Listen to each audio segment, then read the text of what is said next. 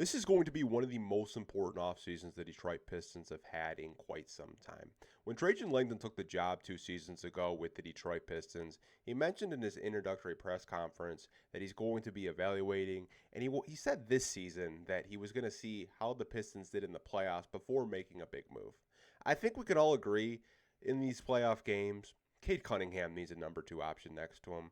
We know that Jalen Duren averaged 19.5 points this year, but he's not really a true number two option. And what he did in the playoffs was just so underwhelming as a Piston fan to watch. This team needs a number two option. I also think they need a secondary ball handler, too.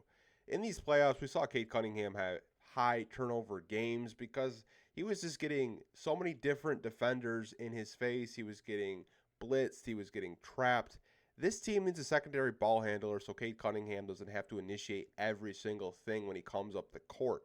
I think adding another ball handler in this backcourt could really pay dividends this offseason.